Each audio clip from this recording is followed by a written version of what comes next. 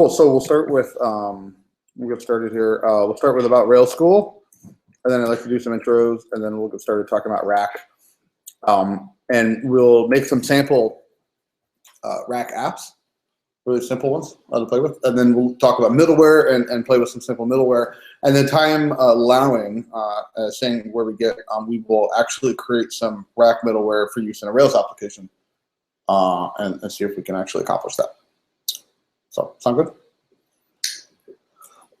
Cool, excuse me. So, who's been to RailsSchool before? Have all of you guys been to RailsSchool before? Cool, great. So, RailsSchool started in about 3 years ago by this guy named Gabe, who's a former colleague of mine. And it's meant to be a sustainable way to kind of teach Rails and get back to the community.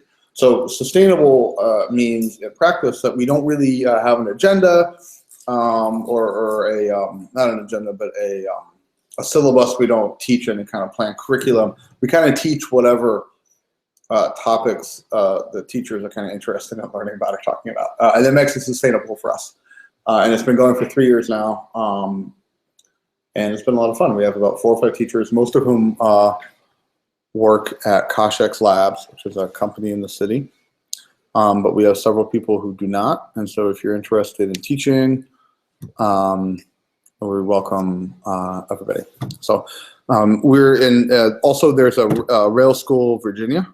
And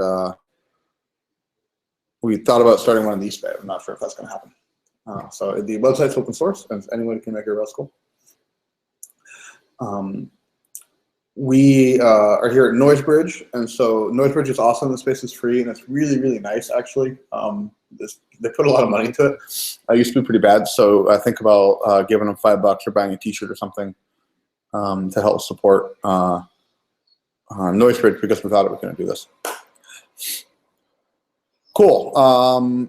Let's do intros. I'd like to go around. I'll do the introduction first, and what I'm looking for is sort of your level of familiarity with Rails and Ruby, and also your familiarity with Rack, and if there's anything in particular you wanted to get out of the class.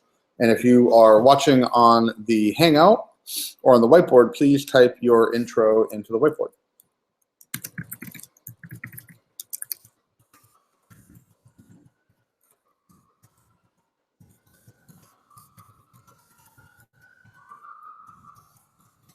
So I'll start. My name is Brad. I'm a self-taught web developer. I mostly Rails. I use it every day for a few years now, and I work at Koshek's Labs. I work with Donald, actually, and Gabe, the founder of RailsSchool, and the majority of the RailsSchool teachers. It's really fun. I make web applications and teach RailsSchool. I have a baby, which dramatically changed my life and my ability to do things like teach RailsSchool and learn new things. And I really love software development. And one thing I want to get out of class is I actually want to I want to learn something about Rack. I always learn something when I teach. I kind of prepare half a class because oftentimes we take it in different directions and I learn things. So this is not meant to be just all lecture. So cool. My name is Ken. I've been studying Ruby and Rails for a couple of years, but I'm still at the beginning stages. So I just taking other Canon courses also. But basically, I have a legacy background in IT, but none of that stuff is any good. It's useless. So I'm just trying to get up to speed on current stuff. Cool. I'm Daria. I do Rails development as my daytime job, I guess. Always looking to learn new things. I'm here. Awesome. Do you know about Rack? Not really. Cool. You have like basically zero. Cool. Okay. Awesome. You're just hanging out? Hanging out. Yeah. Cool. I'm Bert. What's your name? I'm sorry. I met you before. My name is Frank. Frank. Cool. Hi, Frank. I met you before, I think. Anyway. My name is Louis Jones. I'm from Africa, Uganda. I have my friend at the Grand Youth Campus in Francisco. But yeah, I have another friend who started a space in Virginia. So they started this like in January. So I haven't been there ever since. So I said, they said, oh, you should. There's another place called Rosemary. You should go and there and take it. Sweet. That's what I do. But I have no experience with the rails and movies. I don't know. Okay, awesome. We're going to take kind of a focused dive into one little part of it. So there'll be some stuff that doesn't make sense. But it's okay, yeah. And for all of us, I mean, that's the one thing about learning. It's like there's so much to learn. There's always some part of this that doesn't make any sense to you, no matter what level you are.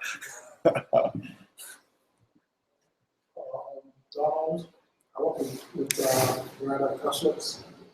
Been using Rails for around a couple of years now, but I haven't really mastered Rack. So just want to see the Rack middle where all my stuff is about.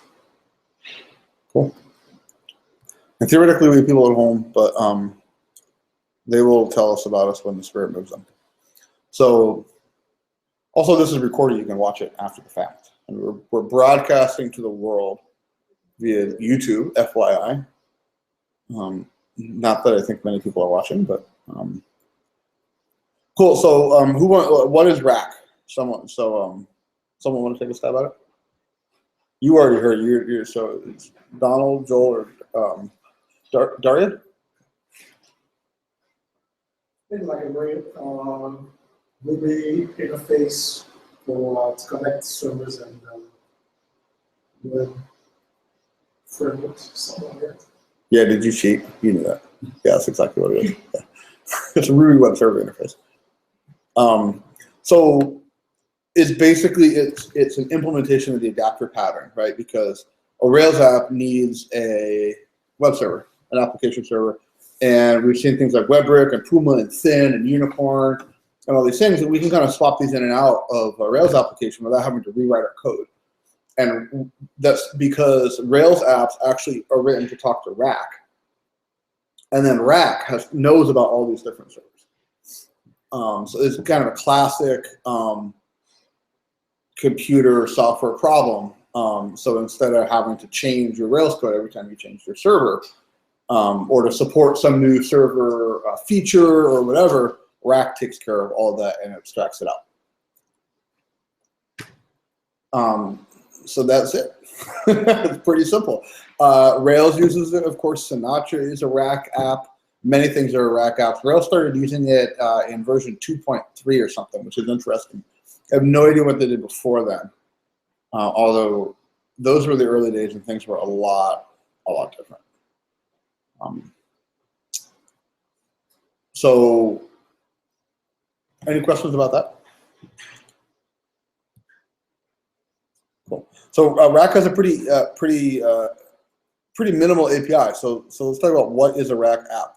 I want to pull up my handy notes here because this is kind of an interesting. I can't make this big apparently. I'm sorry. There are three things that define a Rack app. It has to have a call method. It has to return a triplet, an array of status code, headers, and body. And the body must respond to each. That's it. You have a Rack app. So it's super cool. That's it. Any questions about that? That's not. Let's look at an app I already have open. So this is pretty simple. We're requiring Rack and Rack server, which I haven't looked into the details of what that is, and it's something we can do if we have time. I'd love to. But you need these. We have a class, the class method called call. It takes env. This is not strictly required for the Rack specifications, but in practice, all Rack apps take env as an argument. And then we return an array of a number, an empty hash, and another array. This is the response code. What did I say? Yeah, headers. Okay, I thought so. Headers, and then the body. And we can't just return a string because this body part has to respond to the each method, and strings don't have each, but arrays have each. You could, could anyone think of a way to get around that? Let's say for whatever reason we had to have, we couldn't return an array here. And you would get a no method. Well, here. Let's see. Talk about rack up in a second.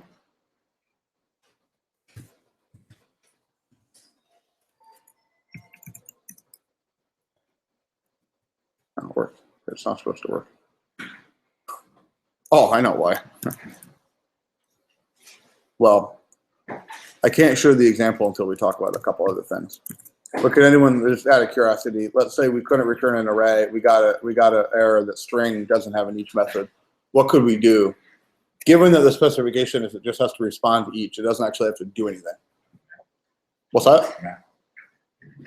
Nope, because we're not calling each. Rack is calling each. We're giving this thing to Rack, and somewhere Rack wants to call each on this thing really badly, right? And if it can't, it blows up. Cool. What's that? Yeah, you can monkey patch string. Yeah, right. So that would be terrible, but you could do it. and hilarious, right? We'll do that in a minute, actually. Let's monkey patch string here and define each on string. Yeah, that'd be fun. Cool. So, but we just put it in an array because this is a sane thing to do. And then we have this actual little thing here where we call rack, we call start, and we give it the class as the app argument. And I think we can just run it like that, which we can. And it wants us to go to 8080 this time.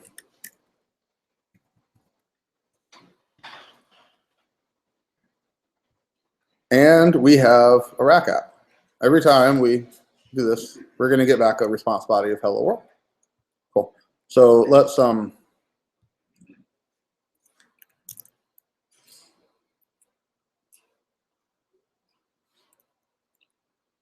going to type slow tonight because my hands hurt. So I apologize in advance.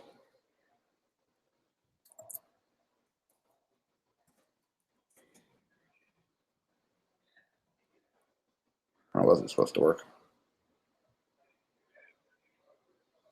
Huh, where?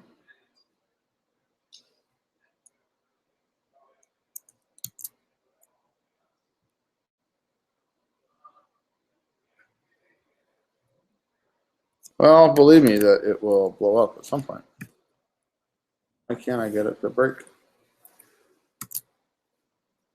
Maybe if I close it and open it.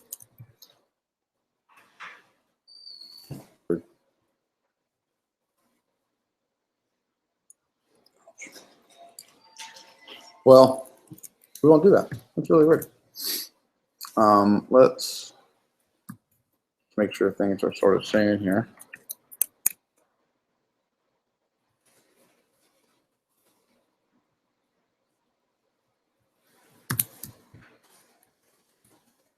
Okay, cool. Well, apparently you can get away with not having the body respond to each under some circumstances. Okay. Which version of Ruby are you using? Good question. 223. Because old versions of Ruby had like each on strings. Really? No kidding. Yeah, that's weird.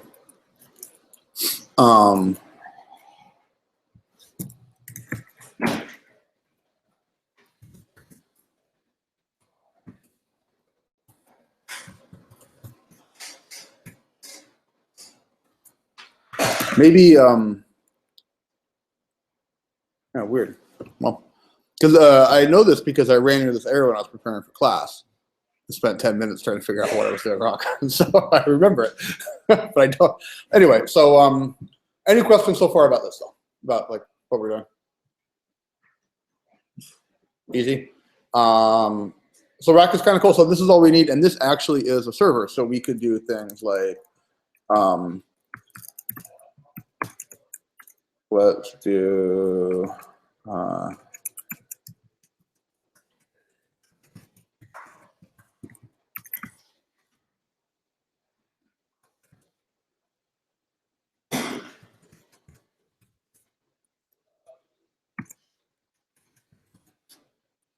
see if we can actually make it be something sort of interesting instead of just send back a static string.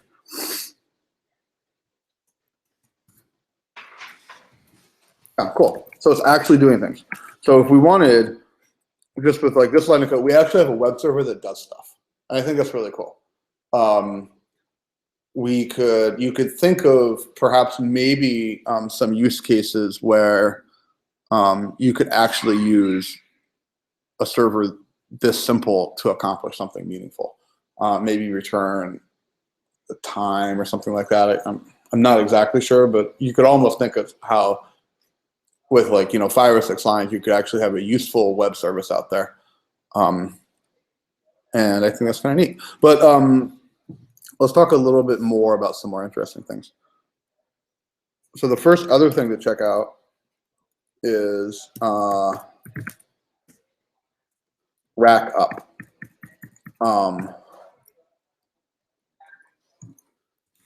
Rack has a configuration file by default called config.ru that you've seen in every Rails app ever. And RU stands for rack up, and this is where we can configure the rack up command. So what I'm doing right here is equivalent to running this as a Ruby file and calling this here. I think I can comment this out. And if I do rack up,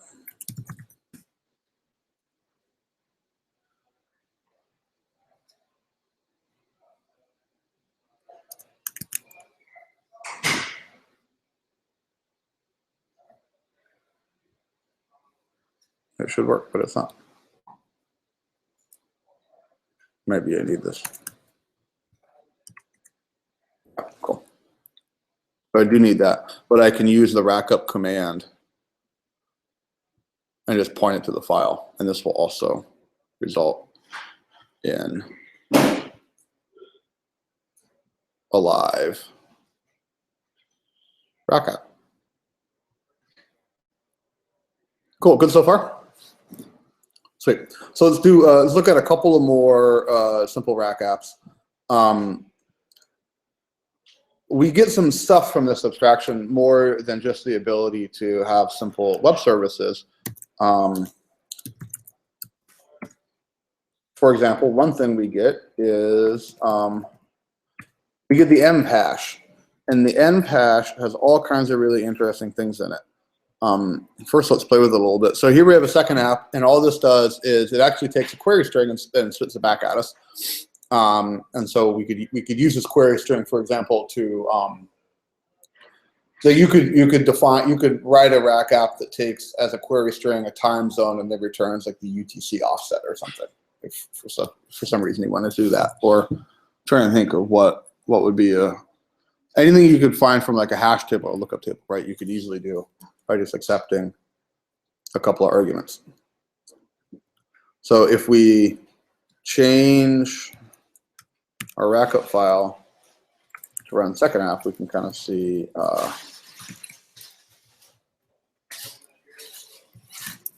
that.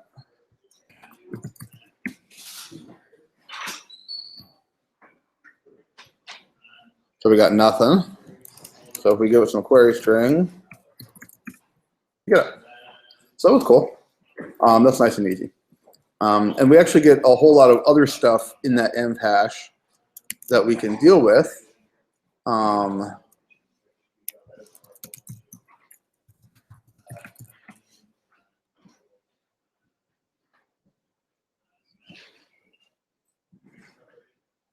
And this is all the stuff that comes in the hash.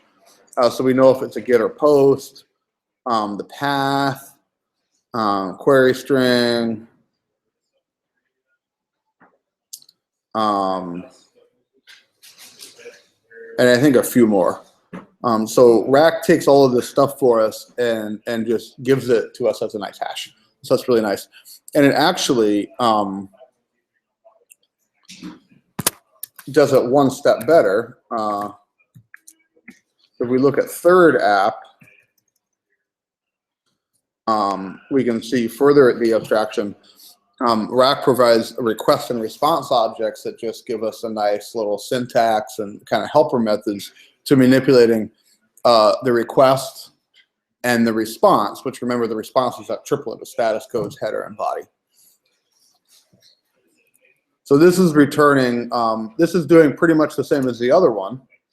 So if we have this nice request.params thing, and you'll see how that looks different. We're also setting a header. So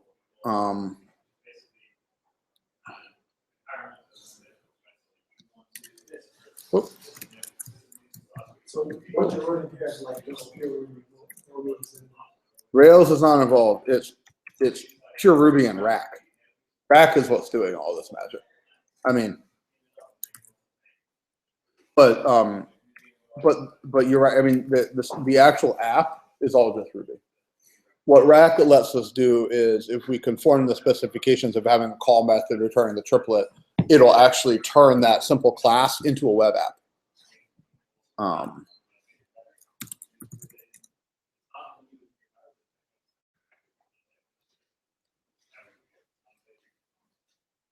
Cool. So here we have, you notice that we actually have a real hash now. So that's nice. Rack has given us a lot more handy things. And if we look, we can see our, can you guys see this okay? If we look, we can actually see our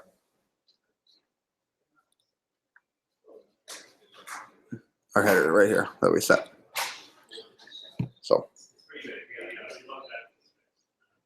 everybody excited so far? This is awesome.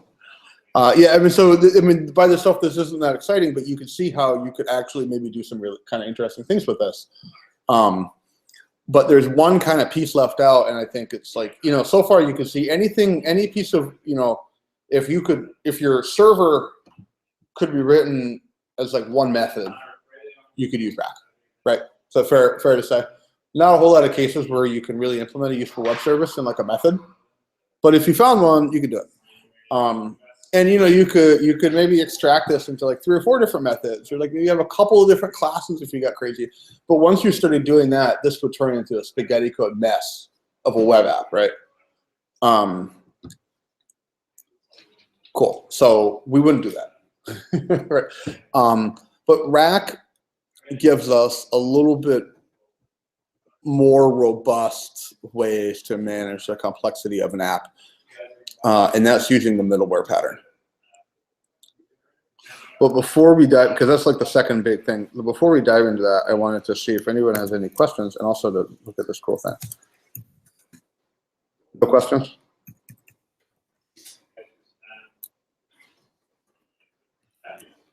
Actually, the cool thing doesn't show up until next. I'm sorry. Cool. So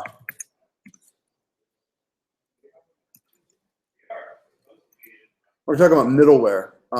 Anyone want to take a stab at middleware? Has anyone like encountered this before? Probably heard of it, right? Middleware. Okay, so middleware, like it's used in the context of Rack, but it's just a pattern, right? And if we jump over to a Rails app I made, if we do this thing called rake middleware, we're going to see this stack. And that's kind of exactly what middleware is. Middleware is a way, you can think about requests kind of coming in from the top of this and going through each and every one of these layers in the stack before it gets back to the app, right? And so this is a way that you can compose up much more complex manipulations of the request and the response by kind of inserting these middlewares in and out of and change the order. And that's Rack provides us that abstraction. Other things do this as well. Sidekick actually uses middleware, and the API is identical to Rack. So that's super cool. So I'm going to show you guys a quick example of that.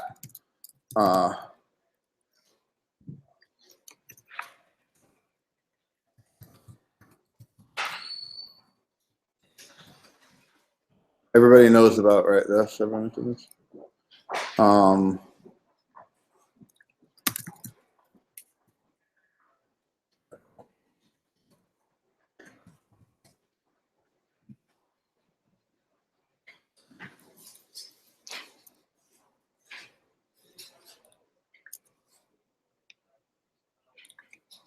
So I think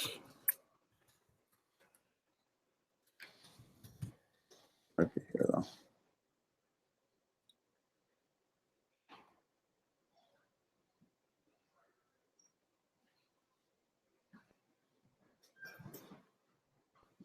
Yeah, cool.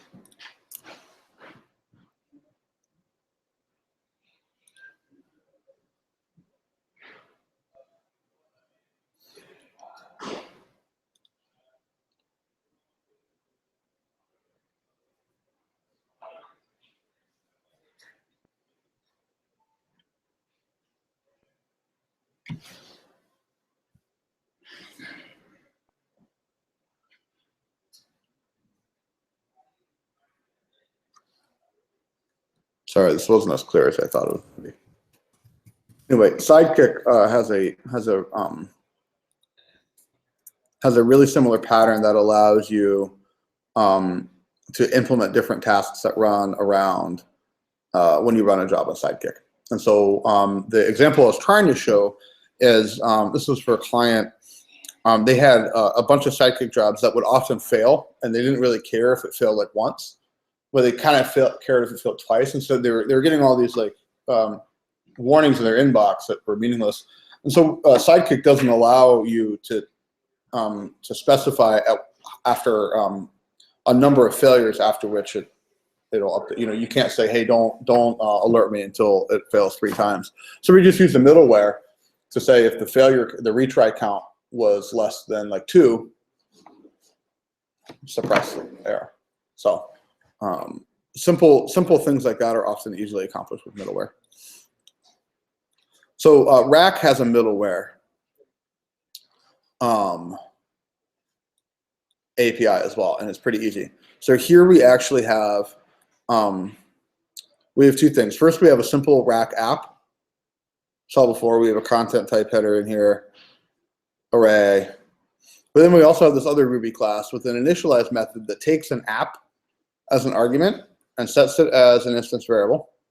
And then we have a call method here, which returns the triplet. But on the way, we do stuff to it. And this will work how you think it will. It's going to take the body and upcase it. Does anyone see something funny on this though? Maybe it's not funny. Maybe you know about this.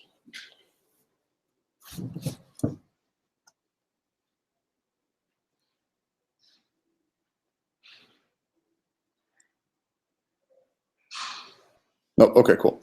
So line 7 got me for a little while. Has anyone seen that before?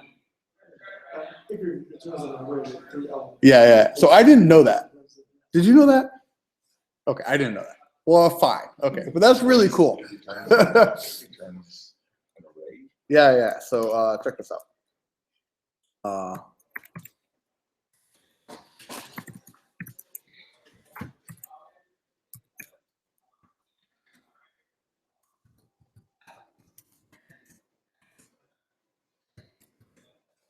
You use it for like swap. You do Swap. like to swap. So if you say like A equals 1, B equals 2, Mm-hmm. you gotta say A comma B equals B comma C equals B comma A. And swap. Well, it struck me as interesting because there's this in Elixir they have a really similar. So Elixir does a really similar thing actually. But the one thing about Elixir is it'll allow you to do things where this will only assign the variable result to only assign 13 to result if the first 2 match. So I didn't know that you could do this in Ruby. So all y'all did. But anyways, pretty cool. Make sense? So if we change our rackup file here to use this guy here.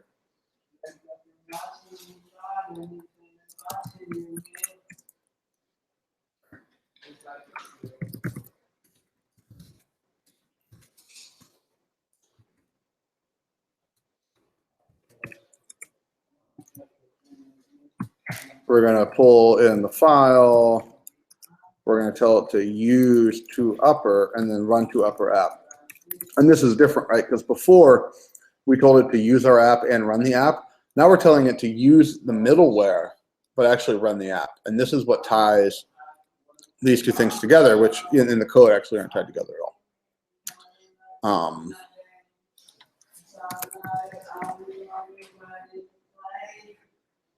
And it's going to switch us over to 9292. I don't know why, actually. Anyone know why? I do not. Hello from Rack, and it actually updates. So now we have some simple middleware working.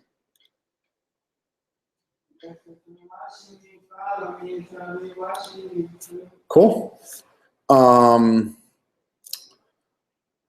We could add more middleware to this to set headers, to parse params, to do a bunch of other stuff.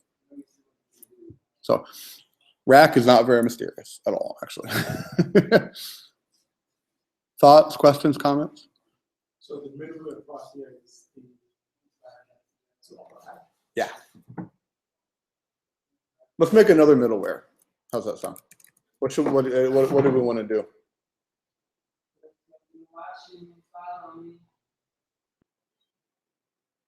We can add something to the body. We can add a header.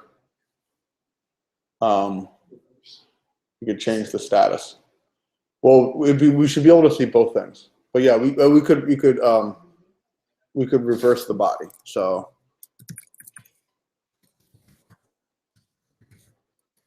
body, so initialize app.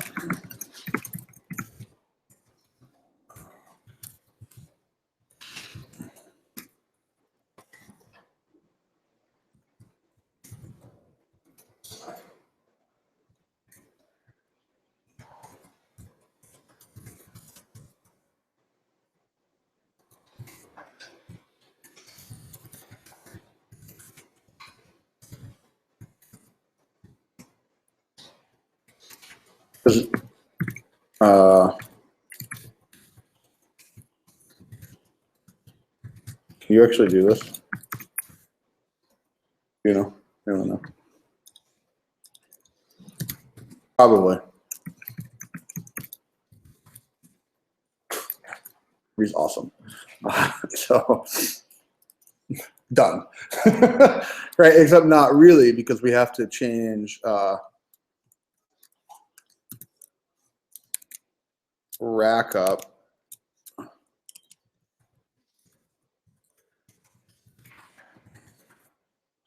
We have to tell it about the new middleware. So it's just a class that responds to call and returns a triplet. So this is a rack app. All of these things are rack apps. These are all valid rack apps.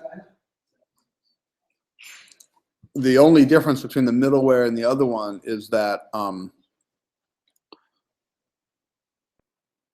we are getting the status headers and body initially from actually the app that was given to us.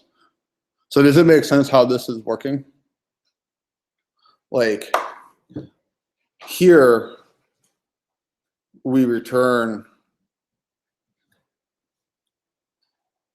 status headers and body. So what reverse body, I'm pretty sure how this works, the app that's passed into reverse body, what's going on here is,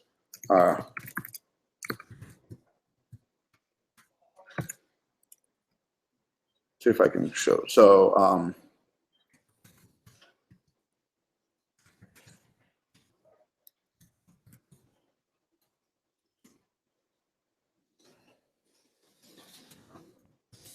it's something like,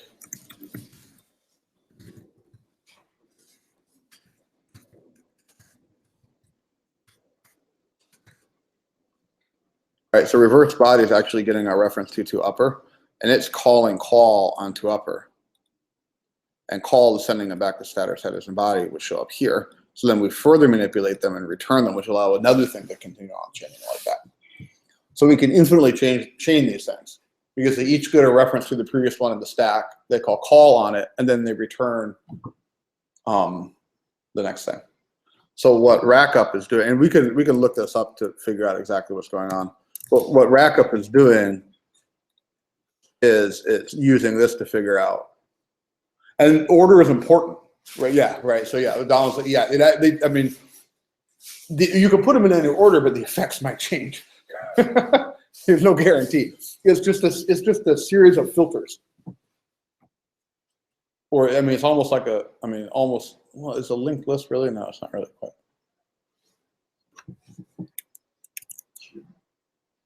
Kind of like a queue, yeah. But they each have a reference inside to the previous one in the stack, and they call on it.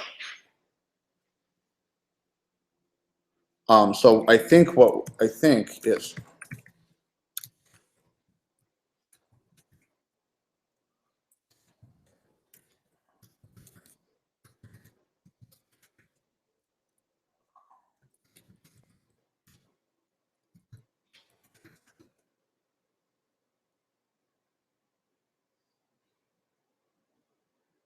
right, something like that. Does this make sense?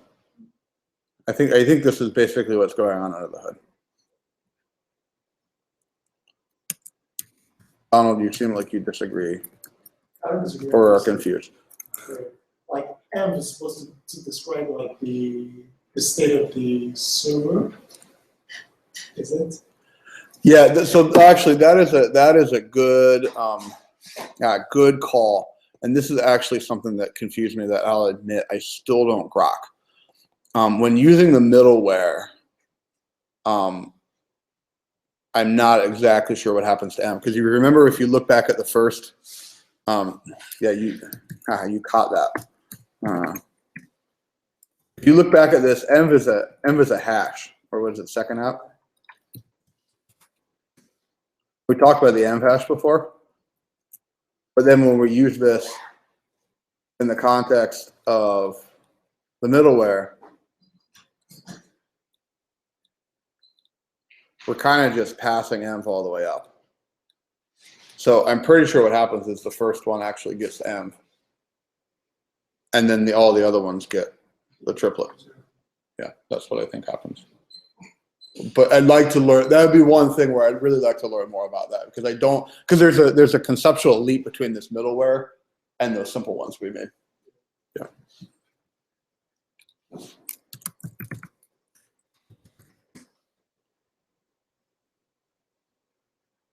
Where is it in? Probably just don't put it in the last one. Okay. Yeah, for the class. I'm sorry, where? Class. So Oh, end. Oh, yeah, thanks. You're saying end.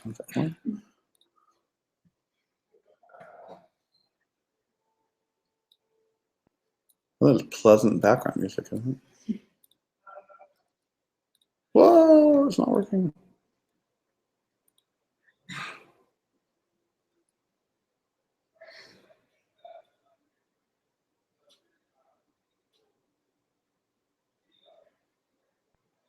Why isn't it working? So,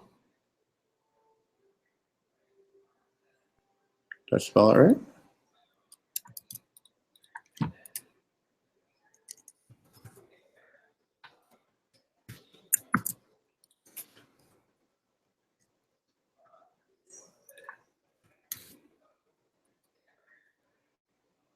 Okay, so it's interesting. So it looks like our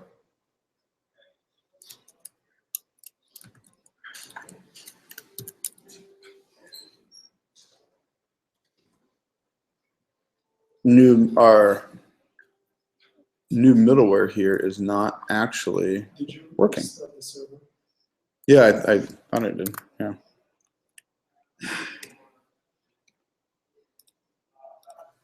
Yeah. So it's upcasing it. For some reason, it's not using that.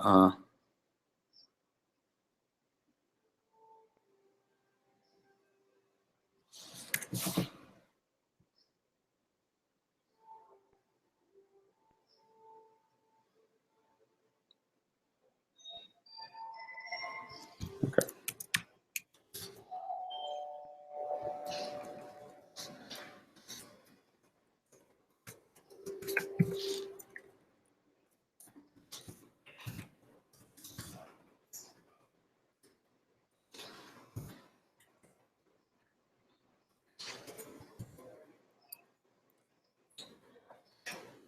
All right.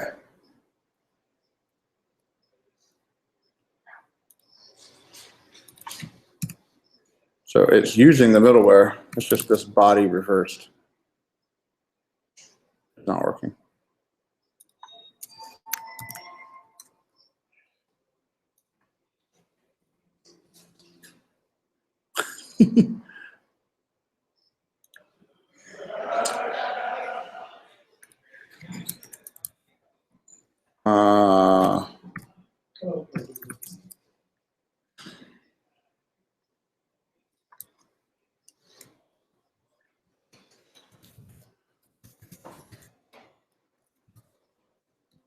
Forgot.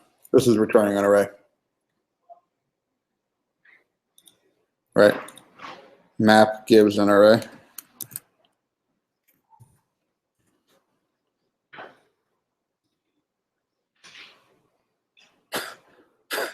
Wow.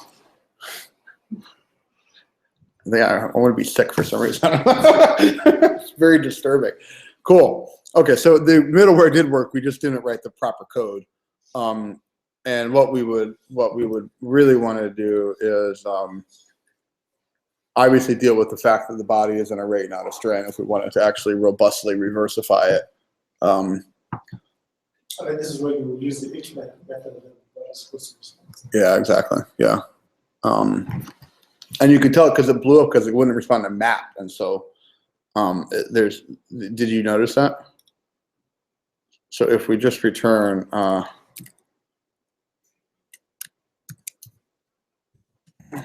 foo, he gets very upset. Which is weird because they, I was told it would be each.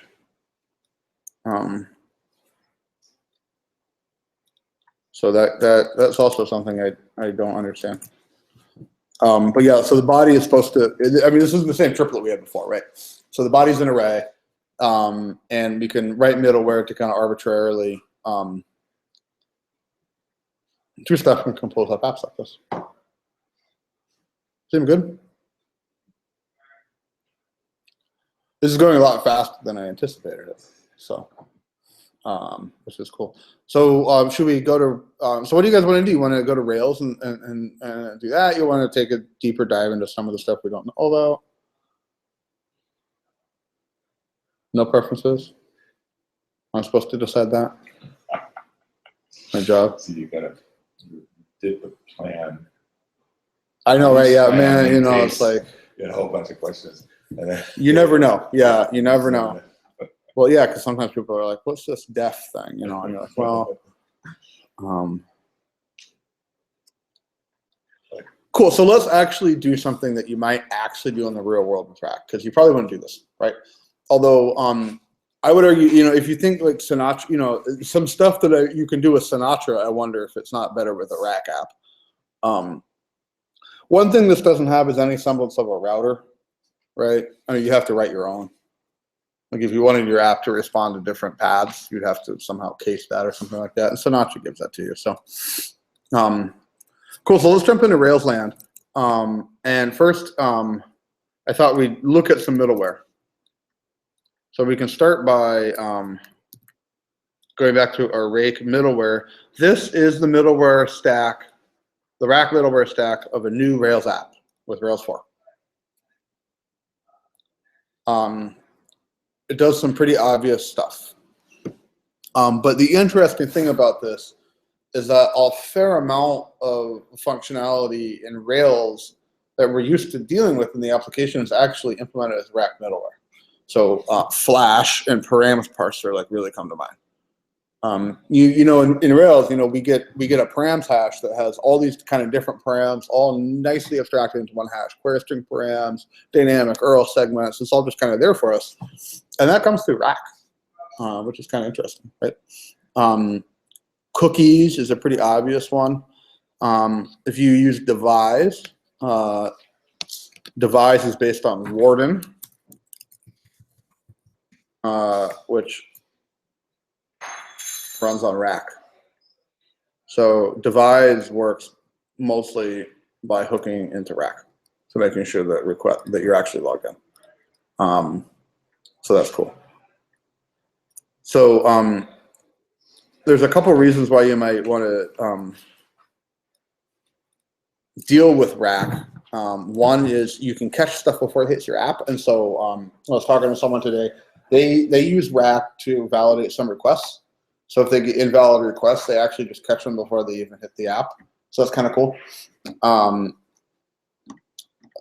That's one thing. The other thing you can do is kind of massage stuff coming in before your app. So one use case I thought of is, and there's actually a gem, is to downcase all request parameters. Let's say for some reason you had the unfortunate situation of supporting a legacy API that used camel casing. How icky is that? Rails by default, it's like that is case sensitive. So you'd have to like go through your controllers and write a bunch of stupid code because no one can case. I'm thinking of a project we worked on recently because no one can case your variable names properly. Well, you could write a rack piece of middleware that would actually take care of that for you. And how awesome would that be? So maybe we can do that. So so let's check out. The interesting thing is this stuff is like way more complicated than you think it would be. But this is the magic code that parses the params in Rails.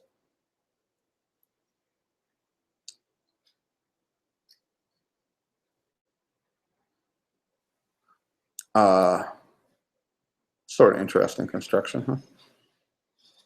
Is this some sort of operator? Do you know what this is? Is this something that everybody knows except me? It's like, oh yeah, it's the cash bang.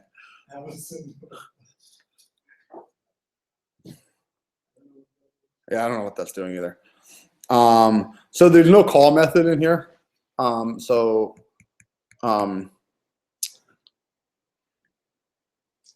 don't really grok what's going on. I mean, it gives it. I mean, it dumps everything off to its parser. But anyway, so this is what hooks into things and tries to parse the params for you, and that's super awesome.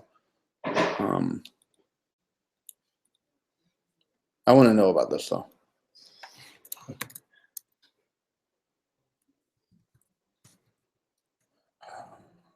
Ruby.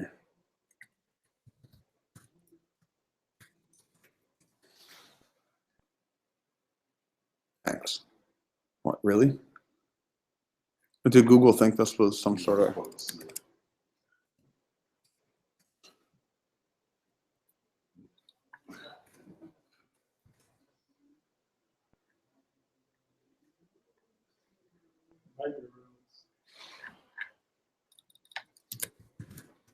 I mean,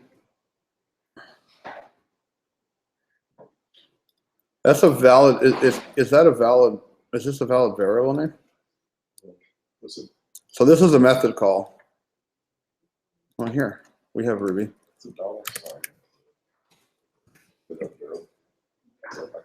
That's weird. What? No, it's not, definitely not jQuery. I'm pretty confident of that. Now, so that's what it returns nil. And my hands hurt, sorry.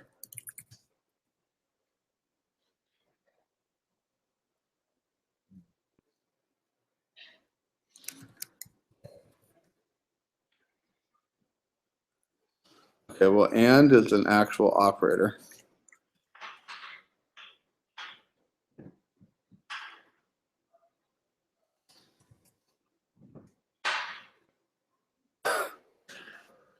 So it's something magical and mysterious, but I don't know what it is. What's that? It's just a variable, huh? Is it type?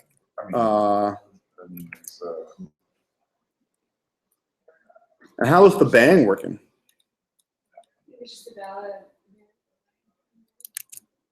Yeah, you think so? You think the variable name is this? Yeah. WTF?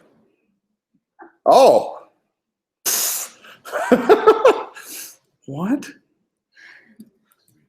Oh.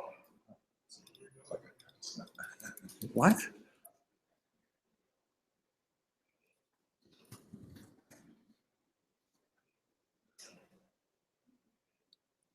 are non-writable are constants.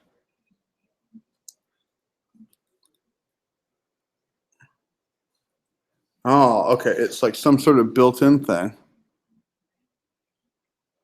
Well, there's this.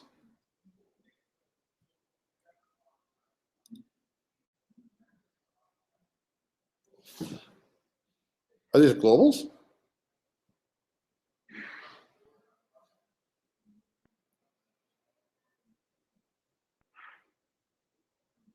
That's a global.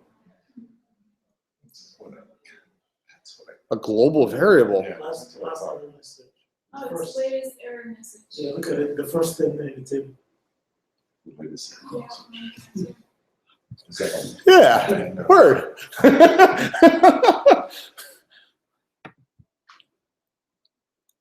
Okay.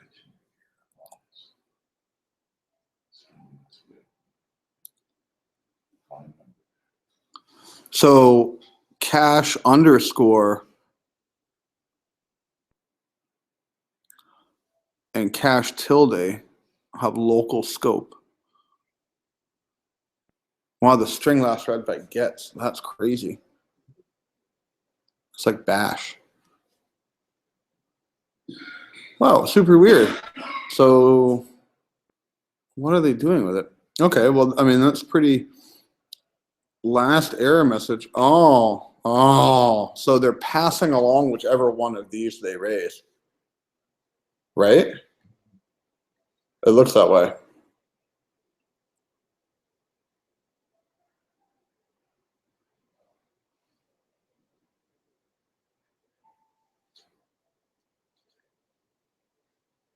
Oh, and this is an error class, so they're just passing. Oh, that's really interesting.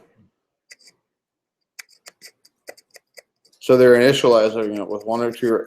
Wow. Wow. You see that? That's pretty, I mean, pretty slick. Usually, like, WTF. Oh, and instead of sound like a 10-minute like discussion, what Those the things fuck are they doing? it's so hard. Oh. Well, and it's like, really? And obviously the most recent message has a method called message on it. Okay, anyway, back to what we were doing. Let's make some middleware. And what are we going to do? We're going to try to deal with camel casing and param names. Is that fair? So at this point, I have to read the docs too, because I haven't done this in a long time, and I didn't do it before class. So I know one thing though, to implement our middleware, minimally, we start pretty close to where we were, and we create a simple Ruby class.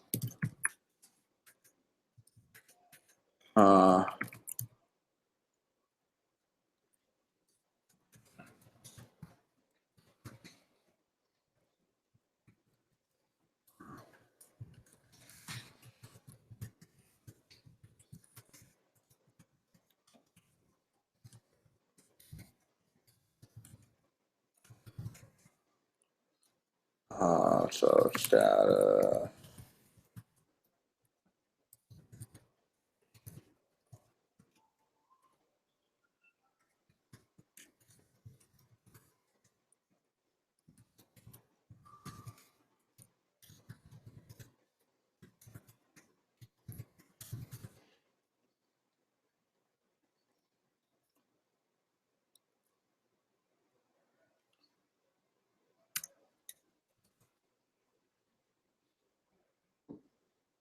So this should give us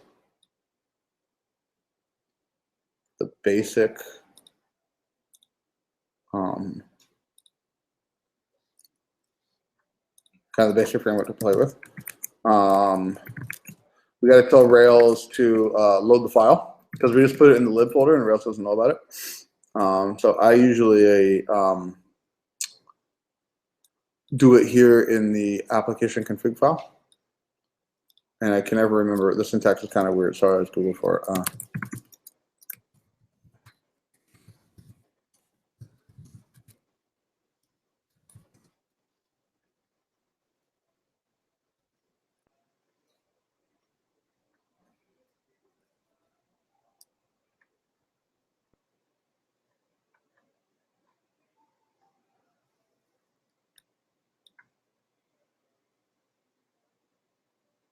I don't want to do that. I think I'll overwrite it.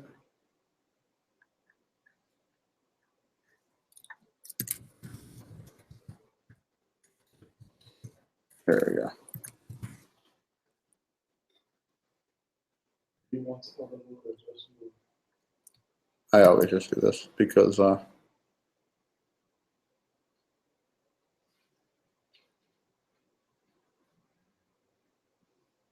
all plus equal. I missed the plus equals. Cool. Yeah, that is what you do. I didn't want to overwrite it. So I don't think Donald's raising the point that this will load this class like all the time, and if it was a rack middleware, you'd have to do that. If you didn't want to, you could just include this. Cool. So this should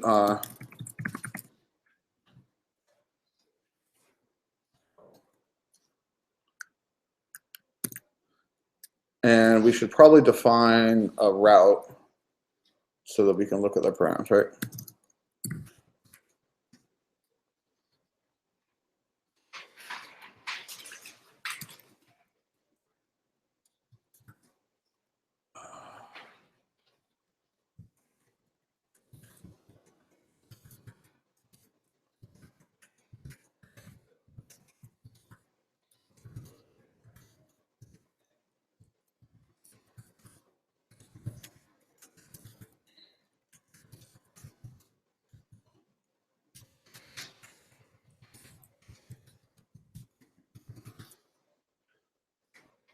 I left that as index, right?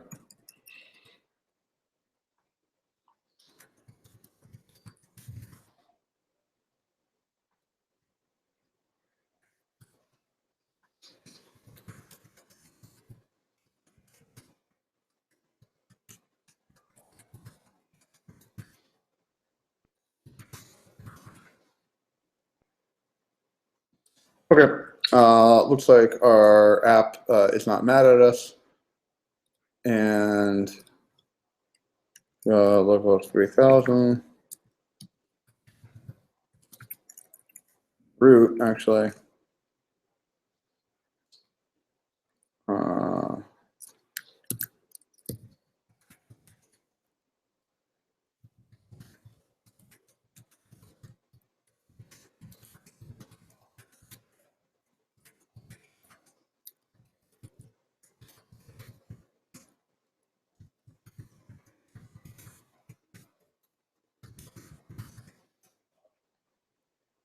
Add a template. And we have hello world. And my put statement is working.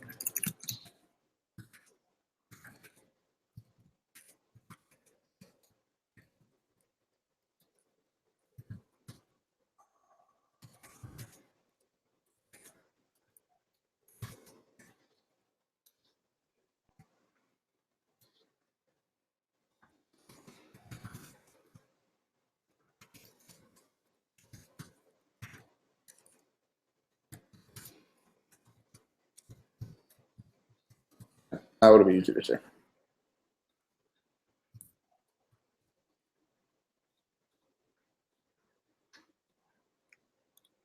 Cool, sweet.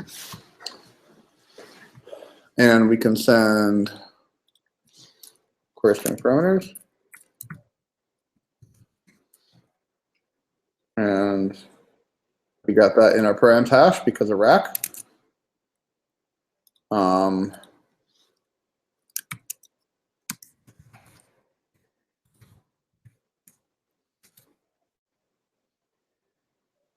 So this is the problem we want to solve right here, right? Someone decided to have a stupid query params, and being Rails people, this bothers us.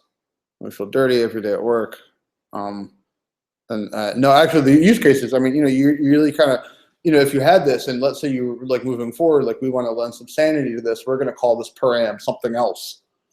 So your options would be going through your controller code and writing a bunch of like code to somehow catch this or if in it, or you could use rack and just like take care of it in one place, and it would be transparent to all the future developers.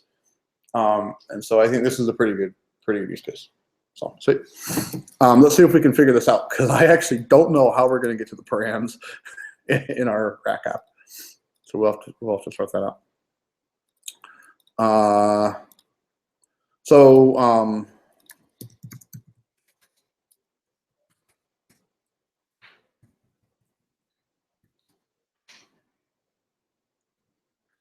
we have a little app here, and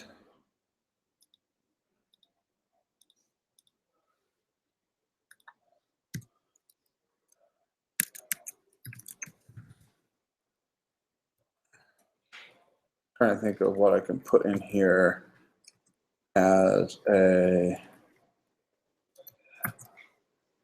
keep alive. So let's do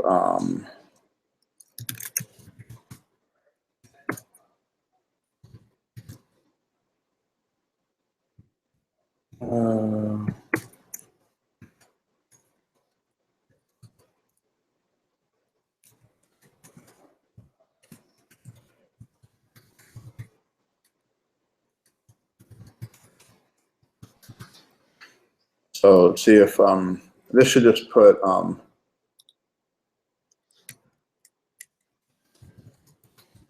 should just throw this somewhere in the view. We should be able to see this if this is working. I think. So now we have this, and we have to tell Rails to use it. And so there's a pretty simple way to do it, and this is worth noting. Configuring the middleware stack. So you do this in your config file, and the interesting thing about this is you can do use, and it just dumps it at the bottom of the new middleware stack, or you can put it in different places, and this is important. So I think we just do use. So if we look, we definitely, I think we want to do this after the params parser. Does that make sense? So let's try to insert it at the end here. Yeah, and how cool is this? Our router for Rails is actually a rack middleware. So if we open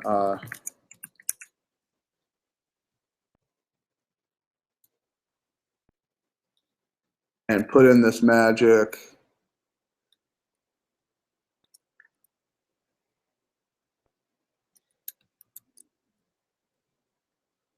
thing,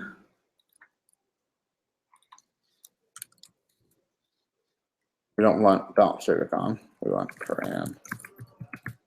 Hopefully we have this available. I might have to require it. Actually, I'm probably gonna have to require it because we haven't auto-loaded it yet. That's my guess. But we'll see.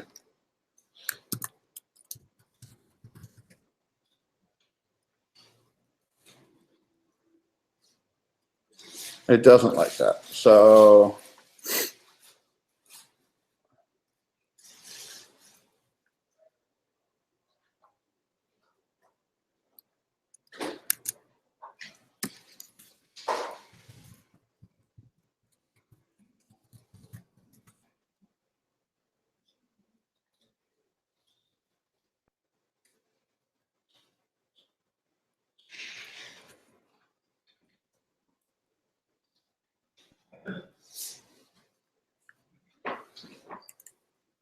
I don't think it would be that.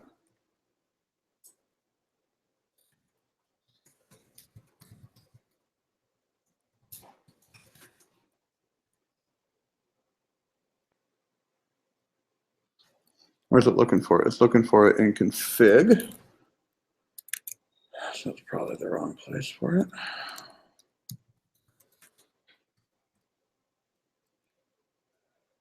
Okay, cool.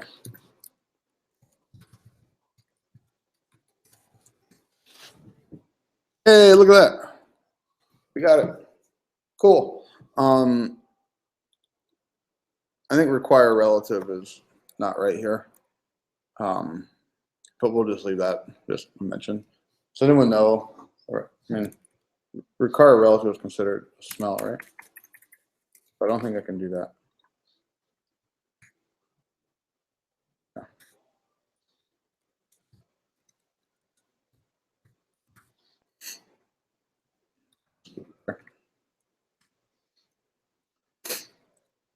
Cool. So now if we do, we should see our thing in the on the page somewhere. Whoa. Oh, whoops. I goofed it up. Really wants the end. This is the new one. Huh? The new one. Last line. Yep. For sure. I have to restart this. I might have to.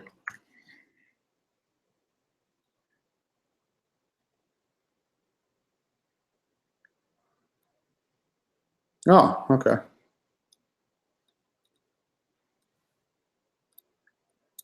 What methods do you think it has on it?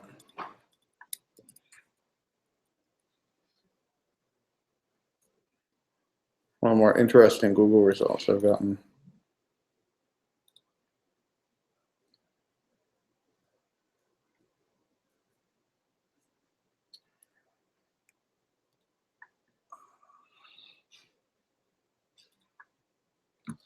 So we could each it.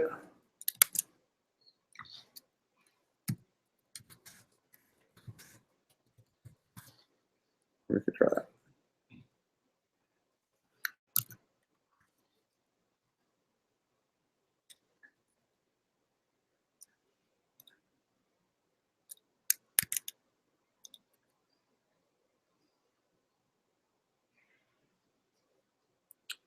There's no body yet.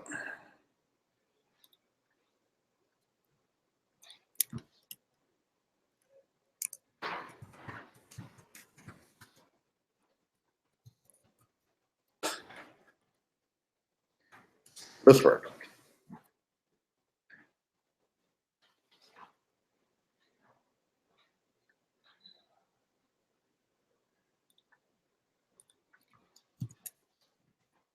Okay.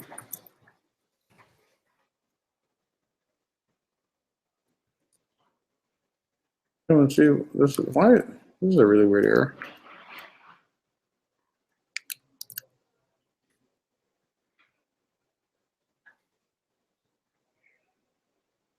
Okay. This seems more sane.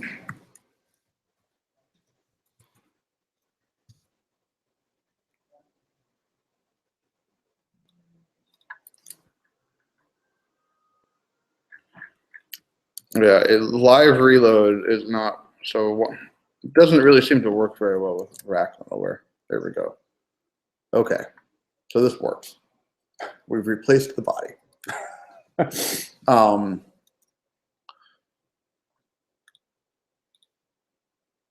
So, but we don't want to do this.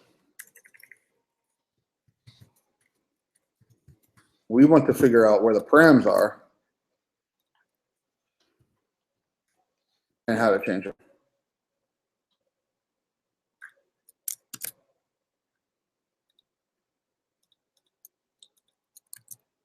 And I have no idea where the params are. Yeah, exactly. So,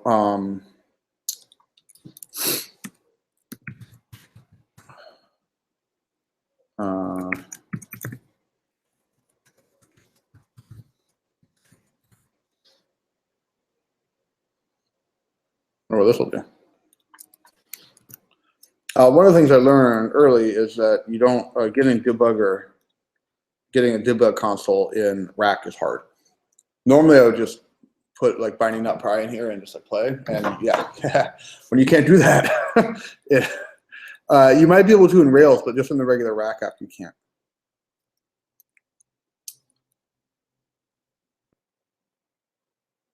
All right, so.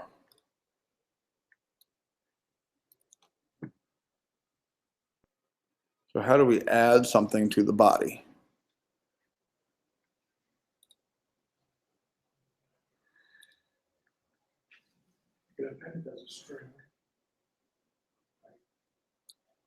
This doesn't have the plus method though, does it? Because this is body is not a string. Or we could try that.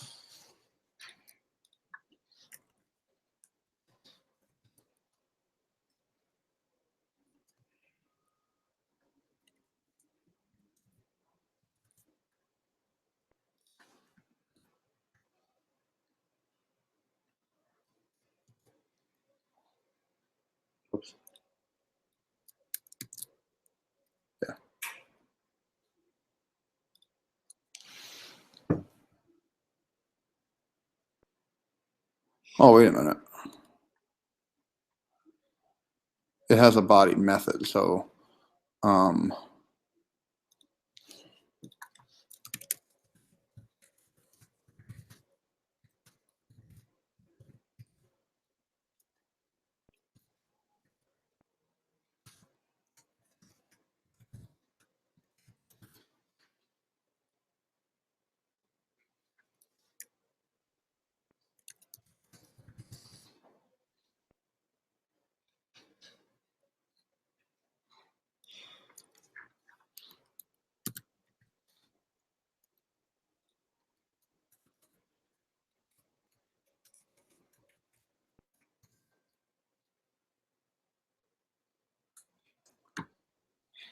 and we have done it.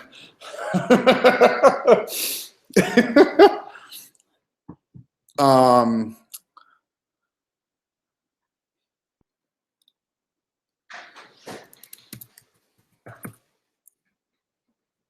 okay. Where the hell is this? Add detail. Is this some sort of object?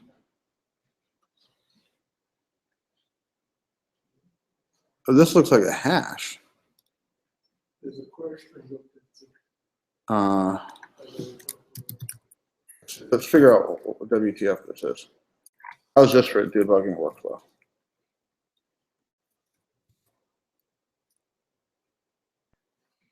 That's a hash.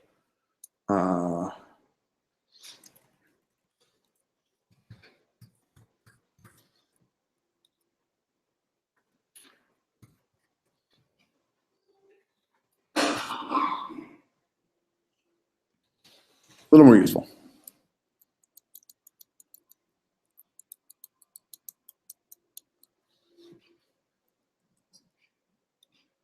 I bet this is interesting.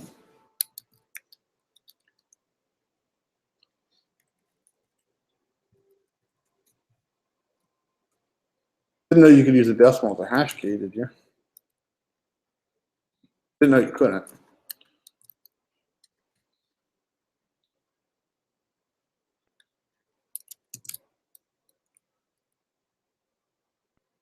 Yeah.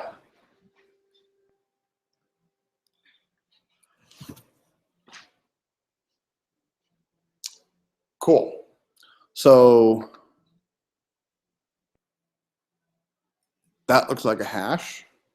So my first question is, if we change this, how do we get it back? Like if we just change env, what happens to env? Because we don't pass it on, right?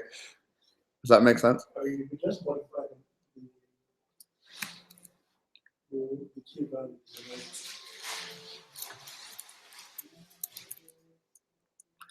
One thing that struck me with this is you could play some really nasty jokes on any other developers, you know, if you can somehow sneak like one of these middlewares into their app without knowing. Right? Like,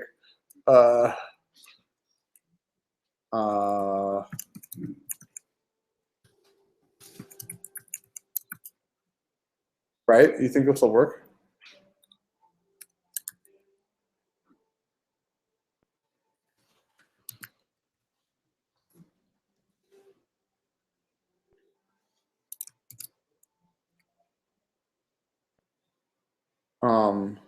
Well, it didn't show it on the screen, of course, because whoa, whoa.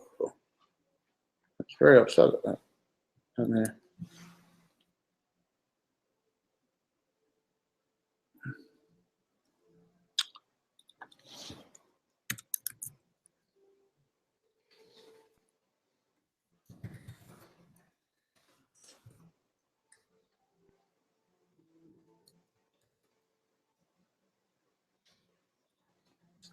yeah, it's really not happy, and it doesn't actually seem to be doing anything. Oh, okay.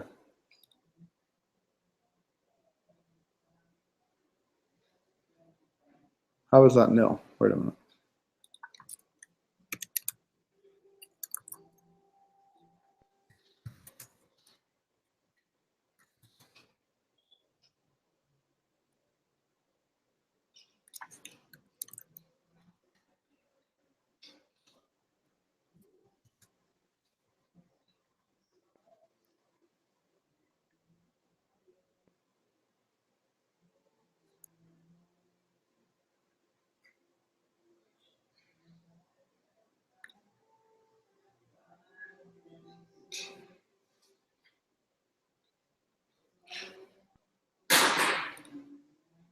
That's really weird, isn't it?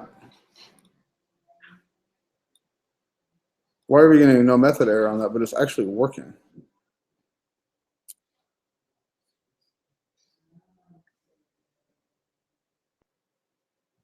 It's very not happy with us.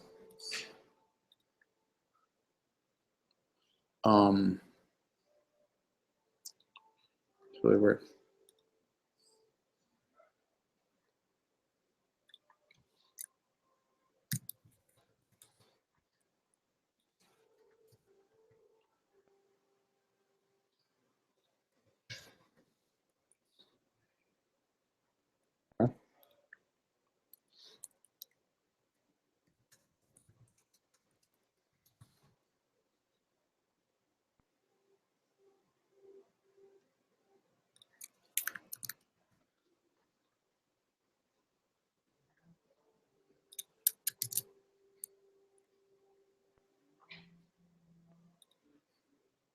So if I copy this,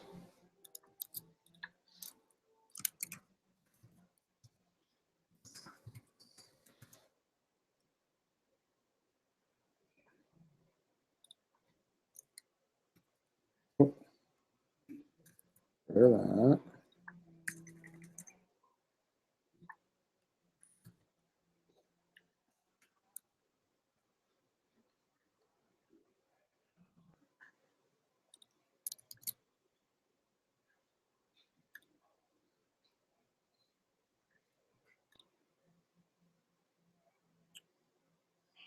Well, gee willikers.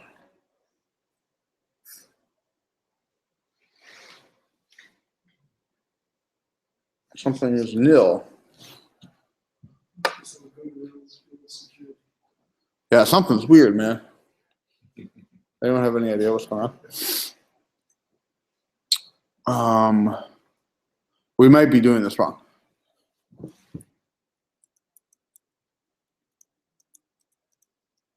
So let's read.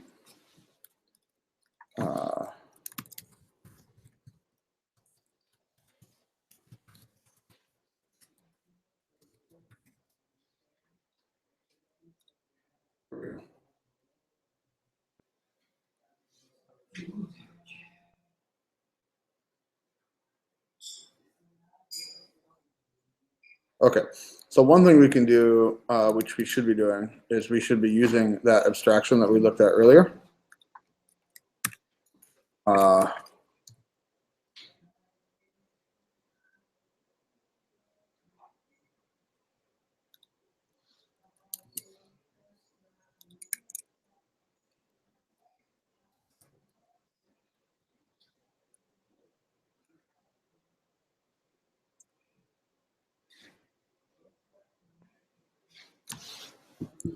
Okay, this is interesting. So using the request object, changing the params.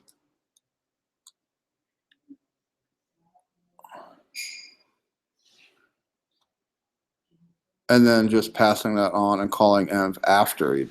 Okay, cool. This is interesting. Cool.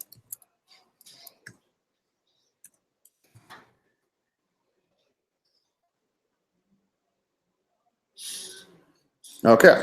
Modifications will not be persisted in the env. Use update param or delete param if you want to destructively modify params. Cool. So we can do it this way.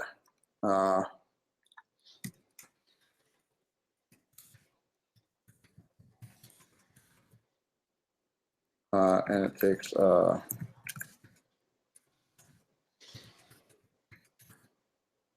should do it.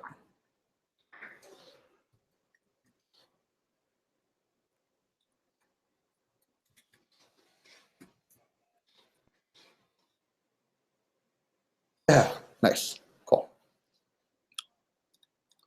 So this makes sense. So first of all, instead of dealing with the env hacks directly, I used the rack provided abstraction of the env, and then I used this special update param method to destructively update the params or the env itself, and then so we mutated env somehow magically underneath it. This is kind of weird. You wouldn't expect this to happen, but it is. I think env is sort of like a special God thing, right? Because I would expect it to be like this. This is what I would expect. This is what you normally do, right? Took that, I assigned this variable, I changed the variable, passed the variable on, but it really wants to do this. So now we're actually doing this. So what we would do, so how can we downcase all the params? So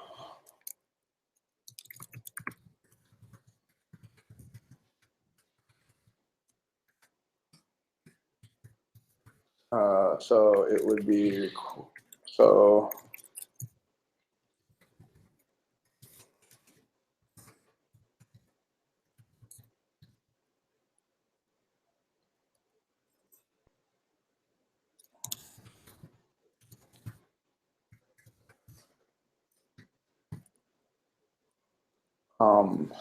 what is the Ruby method to snake case it? Just try that.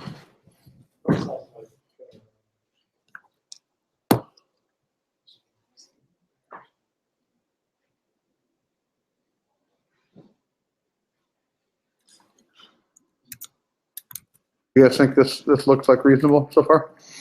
So we loop through each param, we tell it to update the param, and then we give it the actual value of the param downcase. I think this is how we get the actual value. What's that? I guess I should actually, yeah.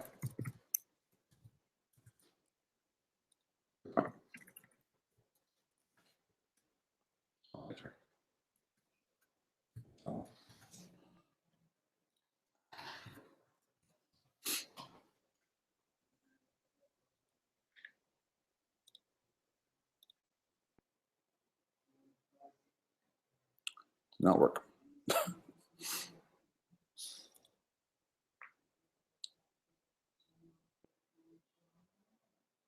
All right.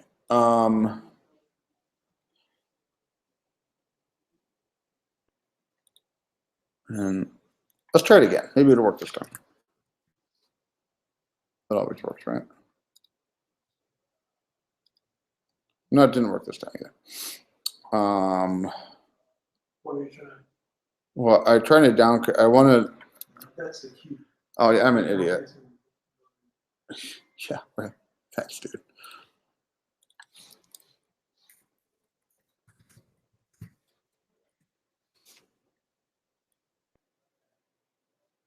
Yeah, that worked. Oh, we downcasted the value. So can you mutate hash keys, or do you have to delete it and throw it back on? Yeah. You could try. Just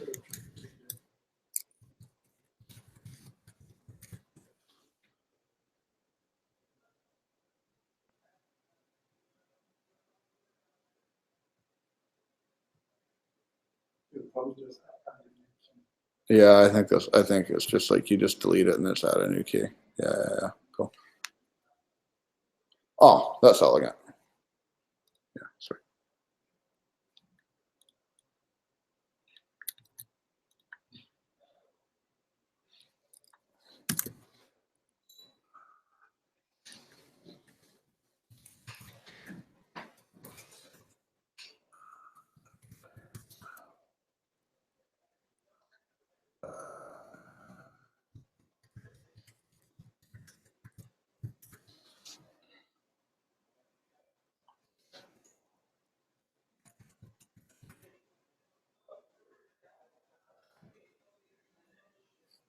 Seem all right?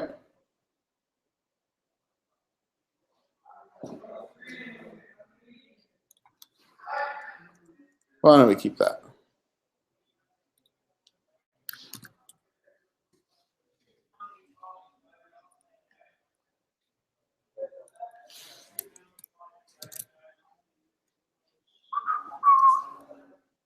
Probably because I called it on hash because I'm an idiot. Ah, but I can't call delete on it because yeah, so I have to actually like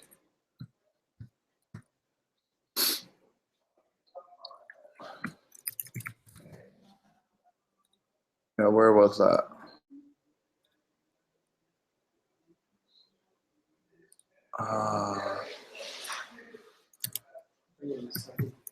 Rack request delete key.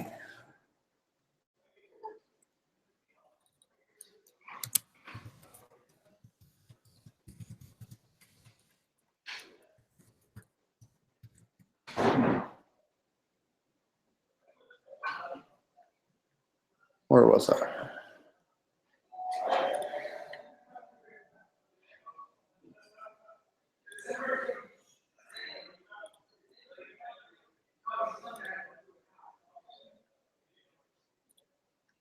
Nope, not there. So let's see.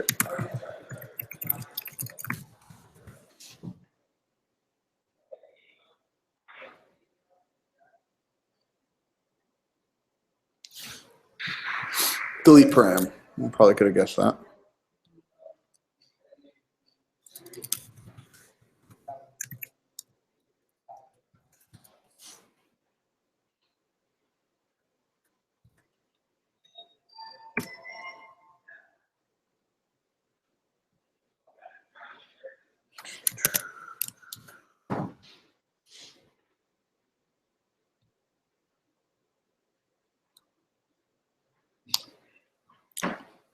And done. Whoops. So we got the delete part down. Let's not delete it and look at what happened and see why I deleted it. Hey,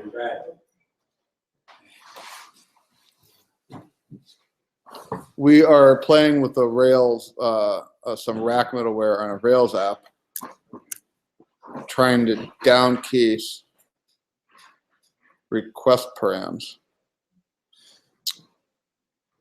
And that doesn't work because we probably have to use the magic method to add it, don't we?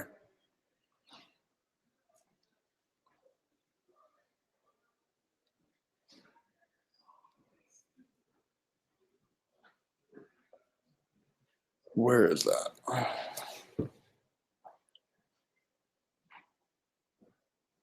Params, head, delete param. There's no add param?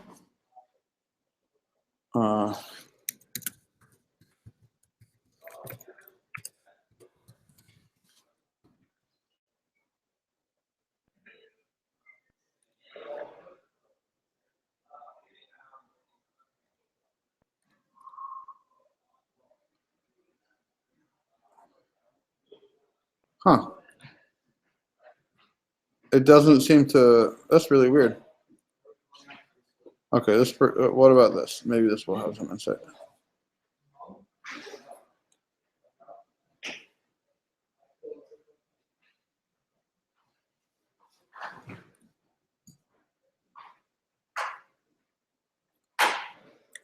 Does update allow you to add?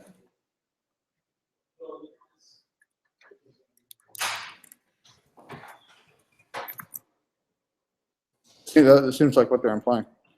I mean, that would make sense if it doesn't find the key, it just adds it.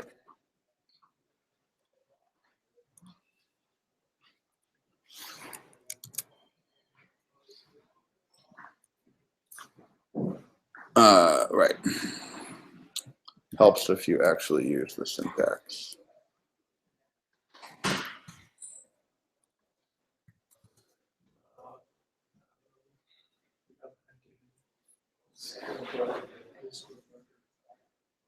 Actually,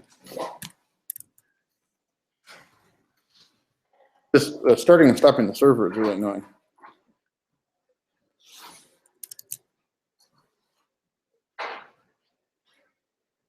Hey. Okay, cool. So now we just need to figure out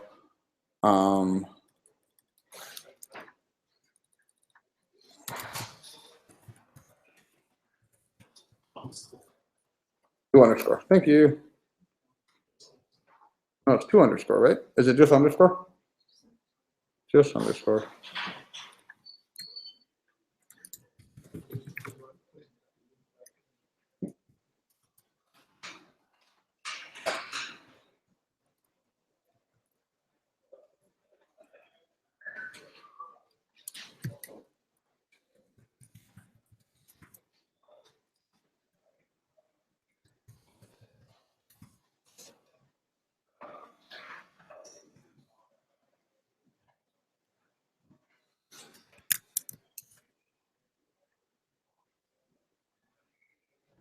And look at that.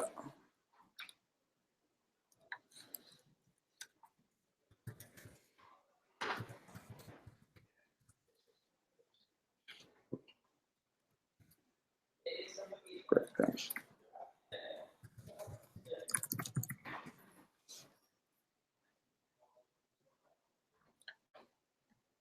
Yeah, cool, sweet. An actual, like maybe possibly useful rec middleware. Pretty easy. I'm not sure how robust this would be in the real world. I mean, it'd be scary to like modify request params. So like, I wonder if there's some casing situation where this would cause some exception or something like that. But it's kind of interesting. It looks like also people use it to. I never thought about this.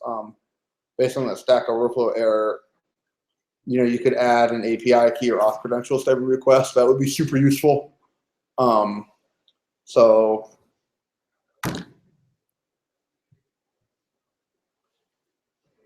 that's it.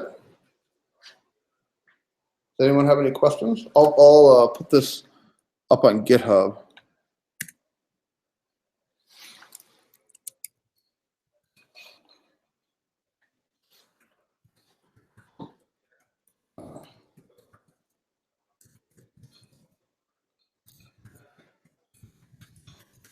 I put the whole Rails app inside the repo, so.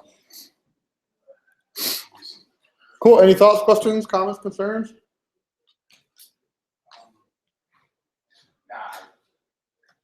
It's recorded, right? Yeah. Okay. Yeah, and let me stop the recording now. Thank you all for coming.